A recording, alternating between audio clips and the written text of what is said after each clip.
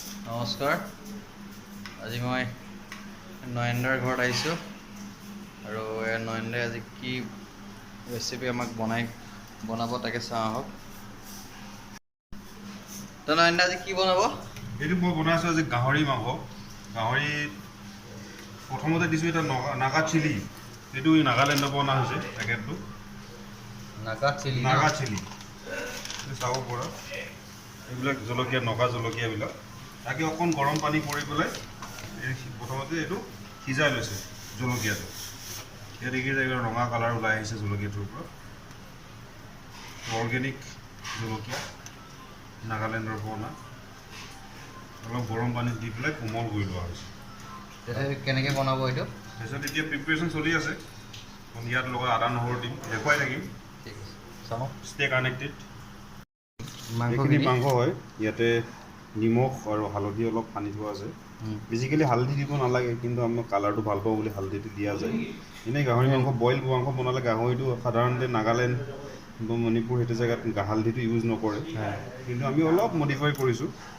তো এয়া অলপ হালধি সানি আৰু নিমখ অলপ সানি এনেকৈ গাহৰিটো ৰেডি হৈছে। দুদিনৰ পৰা সানি পেলাই শুকুৱাই পেলাই থৈ দিয়া হৈছিলে। এইটো 2 দিনৰ পৰা ন? 2 দিনৰ পৰা। মই কি কৰিলোঁ, যোনটো জলকীয়াটো আছিল নগা জলকীয়াটো সেইটো পিচি দিলোঁ। ইয়াতে পিচি দিয়া হ'ল ন? পিচি দিয়া হ'ল। এইখিনি এতিয়া বাতি এটাত উলিয়াই লৈছোঁ। বহুত জ্বলা হয় এইটো, হাত লগাব নালাগে একচুৱেলি। আৰু ইয়াত বৰ বেছি বস্তু ব্যৱহাৰ কৰিব নালাগে ন? নালাগে। এইকেইটা বস্তু কৰি লৈছোঁ। এইটো পিচিলে আৰু এটা কাম এটা আছে ইয়াতে, আমি বিলাহী আছে, বিলাহীটো অলপ পুৰি ল'ব লাগিব। বিলাহীটো পুৰি ল'ব লাগিব ন? ইয়াত টেষ্টৰ বাবে এনেকৈ এইটো হ'ল বিলাহী, অকণ পুৰি ল'ব লাগিব।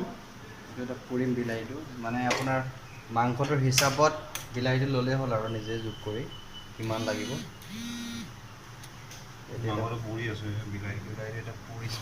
নয়নদা, এই ৰেচিপিটোৰ নাম কি হ'ব? এইটো হৈ গ'ল জিলমিল গাহৰি। জিলমিল গাহৰি। এইটো হ'লে গম পোৱা যাব। এতিয়া বৰ্তমান বনাই আছে, হ'লে গম পাম। তো বিলাহীটো পুৰি হৈছে আৰু বাকলিটো অকণ পুৰি দিছোঁ। ওপৰৰ বাকলি এৰাই দিব লাগিব ন? এৰুৱাই দিব লাগিব। ভিতৰটো সিজালৈকে মানে দিব লাগিব আৰু ওপৰটো যিহেতু পুৰি যায়। গোন্ধ এটা দিব পুৰি দিয়াৰ লগতে। কি হয় মানে বিলাহীটো এটা গোন্ধ এটা, ধুনীয়া গোন্ধ এটা আহে স্মকি ফ্লেভাৰটোৰ কাৰণে মই পুৰি দিছোঁ বিলাহীখিনি। তো আমি চাওঁ, অকণমান সময় অপেক্ষা কৰি চাওঁ কেনেকুৱা হয়। এইখিনি এনেকৈ পেষ্ট বনাই লৈছোঁ। পেষ্ট টাইপ বনাই ল'ব লাগে ধুনীয়াকৈ। এতিয়া এইকেইটা ৰেডি হৈছে। এইটো চাওক গাহৰি মাংসটো, আৰু এইটো পুৰা যিটো বিলাহী আছিলে, আৰু এইটো জিঞ্জাৰ গাৰ্লিকটো বনাই লৈছে, আৰু এইটো জলকীয়াটো যিটো বইল কৰা হৈছিলে সেইটো। এইকেইটাই বস্তু, বিশেষ বস্তুৰ প্ৰয়োজন নাই। তাৰপিছত চাওঁ বাকীখিনি। এতিয়া মাংসখিনি বনোৱাৰ কাম আৰম্ভ হৈছে। চাওঁ আমি কেনেকৈ বনাই জানো।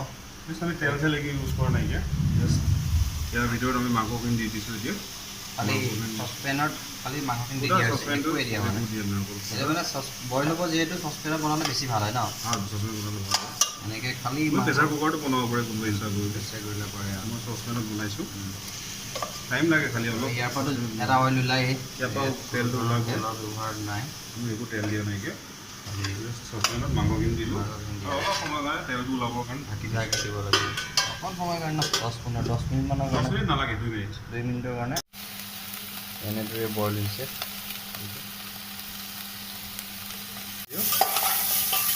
শুকাই তলত অকণ লাগাৰ নিচিনা হৈছে, আৰু অকণ আমি ইয়াতে ভাজি ল'ম। সেইটো তেলতেই মানে ভাজি ল'লে, তেল মানে মাংসৰ পৰা যিখিনি তেল ওলাইছে লৰাই দিলেই হ'ল।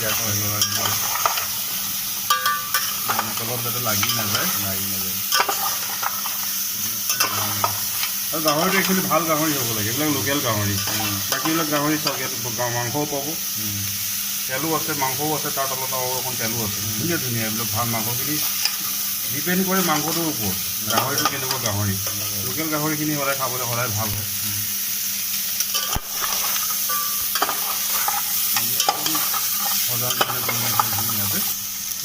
ভজাৰ নিচিনা হৈছে, ৰঙচুৱা নিচিনা হৈছে মাংসখিনি।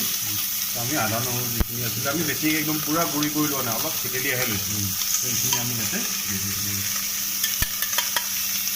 পেলাই আপোনালোকে আদা নহৰুখিনি দি দিব। এটা ফ্লেভাৰ আহি যাব লগে আদা নহৰুখিনি দি অলপ আকৌ ভাজিব আনি লৰাই দিছোঁ। নিমখটো আমি আগতে সানিয়ে থৈছিলোঁ মাংসখিনি, সানি পেলাই। আৰু এইটো হ'লে মানে গোটেই বইল হ'লে অইলটো ওলাই যায়, হেৰি নকৰে, বেছি মছলা ব্যৱহাৰেই নাই, খালি মছলা আমাৰ গাঁৱত মানুহ আগতে মছলা পাবলৈ নাচায়।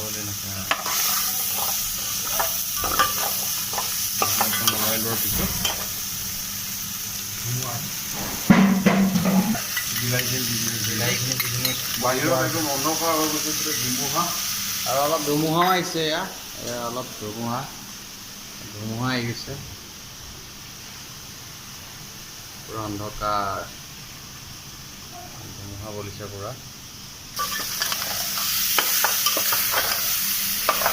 বিলাহীখিনি দিছিলোঁ ইয়াতে।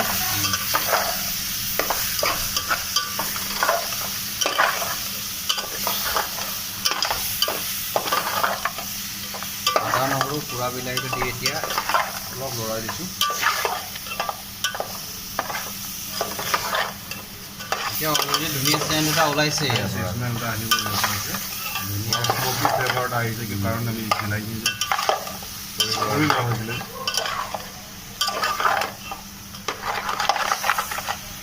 একদম ইজি আৰু একদম চিম্পল হয়, চিম্পুল মেথড।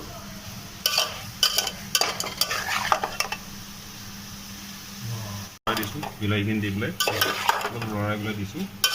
দিয়াৰ পিছত এতিয়া ইয়াতে আমি দিম আমি যিটো জলকীয়া লৈছিলোঁ, জলকীয়াটো দি দিম, নাগা জলকীয়াটো এতিয়া দি দিছোঁ। আৰু নাগা জলকীয়াটো যেতিয়া গৰম কৰিছিলোঁ, গৰম পানীখিনি এনেকুৱা কালাৰ আহি গৈছে, পানীখিনি দি দিছোঁ। দি পেলাই অলপ সময় লৰাই দিছোঁ, বইলটো হওক। লৰাই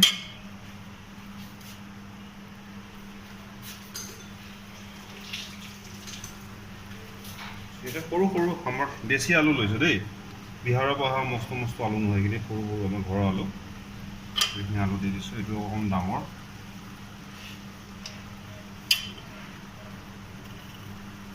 ইয়াতে দি দিছোঁ। পিঁয়াজ চিয়াজ একো দিয়া নাই, পিঁয়াজ চিয়াজ নাই, সেইকেইটা যিকেইটা বস্তু দেখালে সেইকেইটাই। আৰু এটা মেইন ইনগ্ৰিডিয়েণ্টছ এটা মই এতিয়া দেখুৱাব বিচাৰিছোঁ।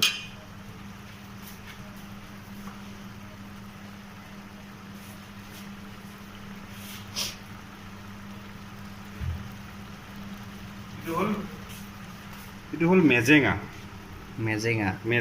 This is cold Mezenga. মোৰ হাতখন তিতি আছে দেই, হাতখন ধোৱা হাত যে, চ' ইয়াতে এইখিনি হৈ গ'ল মেজেঙা বুলি কয়। এজোপা গছ হয় পাহাৰত, নাগা পাহাৰত হয়, বাকী বেলেগ পাহাৰতো পায়। চ' এইখিনি বস্তু মেজেঙাখিনি মই এটা অলপ গুড়ি কৰি লৈছোঁ, এটা বেলেগ ধৰণৰ এটা ফ্লেভাৰ আছে, দিলে হাততে গুড়ি হৈ যায়, গুড়ি হৈ যায়, অকণ কষ্ট হয়, মই কিন্তু এইখিনি ধুনীয়াকৈ গুড়ি কৰি ল'ব লাগে।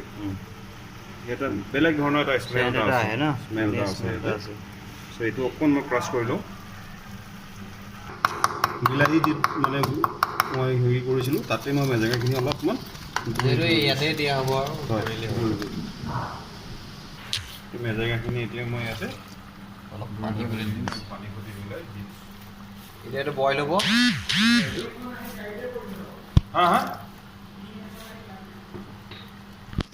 মেজেঙাখিনি দি দিলোঁ, দি পেলাই এইখিনি মই এতিয়া বইল হ'বৰ কাৰণে অলপ সময় প্ৰায় 45 মিনিট সময় লাগিব এইখিনি বইল হ'বৰ কাৰণে, ভালকৈ দি দিবৰ কাৰণে।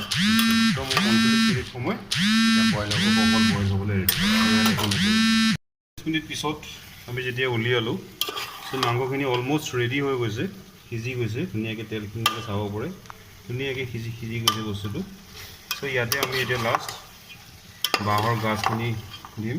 অপশ্যনেল হয়, বাঁহৰ গাজ কেতিয়াবা আপুনি ছাইডত বাতিটো দি দিব পাৰে, মিক্স কৰি খাব পাৰে, বা ইয়াত দি দিলেও হ'ল।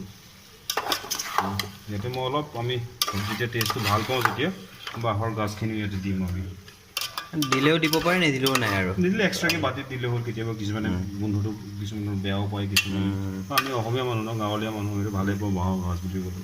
আমাৰ নিজৰ বাঁহৰ গাজটো আমাৰ নিজৰ খানা। ধুনীয়াকৈ বইল হৈ গৈছে, আৰু ইয়াত কোনো ধৰণৰ মছলা নাই, একো মছলা দিয়া নাই, মছলা নাই, দেখিছে গ্ৰেভিৰ নিচিনা হৈ গৈছে, গ্ৰেভিটো আহি গৈছে ইয়াৰ পৰা মাংসখিনি। কি ধুনীয়া মই লাষ্ট ইয়াতে এটা বস্তু এটা আপোনালোকক দেখাই আছোঁ বস্তু এটা দিবৰ কাৰণে ষ্টাৰ্ট অইল এইটো আমাৰ জামুগুৰিত বনাইছে দেই থলুৱাভাৱে উৎপাদিত আমি বাহিৰৰ বস্তু নাখাওঁ আৰু অসমীয়া মানুহখিনি এটা কথা কৈছোঁ যিখিনি বস্তু খায় ঘৰৰ বস্তু খাব ওচৰৰ বস্তু খাব দিল্লী বম্বেৰ পৰা মিঠাতেল লাভ আছে আমি ইয়াত আমাৰখিনি আমি থলুৱা বেপাৰী যিখিনি আছে থলুৱা মানুহ যিখিনি আছে অসমীয়া মানুহ সিহঁতে কৰা বস্তুখিনি আমি খাব লাগে কাৰণ এতিয়া আমি অসমীয়া মানুহ নহয় জানো সেইটোৱে আমি অসমীয়া মানুহখিনিৰ কথা আমিয়ে ভাবিব লাগিব এসপ দিছোঁ ইয়াতে বেছি নহয় এক কাপ লাষ্টত এসপ আমি গোন্ধটোৰ কাৰণে মই এক কাপ মিঠাতেল আৰু আমাৰ নিজৰ মানুহে উৎপাদন কৰা ভাত ভৰাই দিছোঁ ভাতো হৈ গৈছে ভাতো হৈ গৈছে এসপ মানে এটা আমি মিঠাতেলৰ গোন্ধটো নাকত লাগে ডাইৰেক্ট দিবৰ কাৰণে বাছ তেল এসপ খালি ব্যৱহাৰ কৰি যাওঁ শেষত 45 মিনিট হোৱাৰ পিছত জাষ্ট এসপ দি থৈ দিছোঁ মই লাষ্টত আৰু মই এটা বাঁহৰ গাজ অলপমান দিম নাগালেণ্ডৰ পৰা লৈ অহা হৈছিলে আমি ধৰক চেনিটেৰী নেপকিনছৰ কাম কৰোঁ ইফালে যাওঁ অৰুণাচল যাওঁ নাগালেণ্ড যাওঁ মণিপুৰ যাওঁ চ' তাৰ পৰা মানে খোৱা বস্তুখিনি মই লৈ আহোঁ মানে যিমান তাৰপৰা অলপমান বাঁহৰ গাজ এইখিনি 3 বছৰ ফাৰ্মেণ্টেড কৰি 3 বছৰ পুৰণা মানে 3 বছৰ পুৰণা চ' মই ইয়াৰে জাষ্ট অলপমান বাঁহৰ গাজ অলপমান লৈছোঁ এটা কথা কওঁ বাঁহৰ গাজখিনি যদি ইয়াৰ পৰা উলিয়াই আপুনি যিমানখিনি ইউজ কৰে তাৰ ইমানখিনি পানী ঢালি ধৰি দিব চ' যিমান বছৰ ৰাখে তিমান দিন আপোনালোকৰ বস্তুখিনি বেয়া হৈ নাযায় বুলি সিহঁতে মোক কৈ পঠাইছে দেই সিহঁতৰ কথা জাষ্ট অলপ আৰু এইটো দেখিলে 3 বছৰ পুৰণা যেতিয়া অকণো হেৰি নাই ফ্লেভাৰ এটা দিয়ে ধুনীয়া ফ্লেভাৰ দিয়ে তো অকণমান এই বাঁহৰ গাজখিনি মই ইয়াতে অলপমান এনেকৈ ডাইৰেক্ট কৰি মই ইয়াতে